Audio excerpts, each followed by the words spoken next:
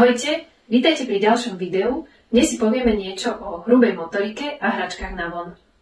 Často sa stretávame s tým, že nájdeme rôzne aktivity na jemnú motoriku, na grafomotoriku, ale o hrubej motorike sa až tak veľa nerozpráva. Je však rovnako dôležitá, pretože ak dieťa nebude mať dobre rozvinutú hrubú motoriku, nebude sa rozvíjať primerane ani jemná či grafomotorika.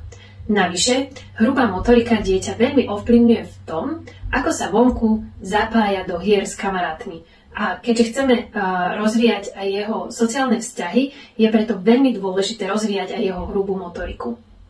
Medzi 4. a 5. rokom by dieťatko malo už aj dole po schodoch chodiť, takže strieda nohy, malo by zvládnuť prejsť po rovnej čiare, vedieť stáť na špičkách s otvorenými očami a bližšie k tomu 5. roku by už malo vedieť aj poskakovať na jednej nohe.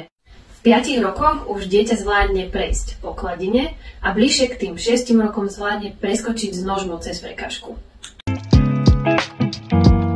Chcela by som vám ukázať ešte týchto 5 hračiek na von, ktoré som pre vás vybrala. Môžete si ich zobrať kamkoľvek so sebou a deti sa môžu s nimi spoločne zahrať a rozvíjať si tak svoju hrubú motoriku. Ako prvé som vybrala tento terč so šípkami. Šípky sú však magnetické, takže sa nemusíte báť, že si s nimi dieťatko ublíži.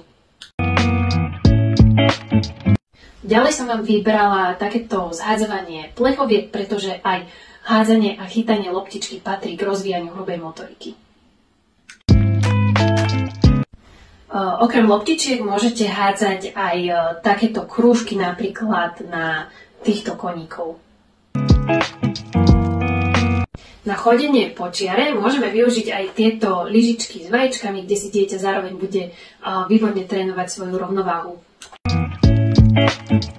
Svoju hrubú motoriku si dieťa samozrejme nemusí rozvíjať iba spoločne s kamarátmi, ale keď má chuť za chvíľku zahrať same, môže si napríklad zaskakať na švihadle.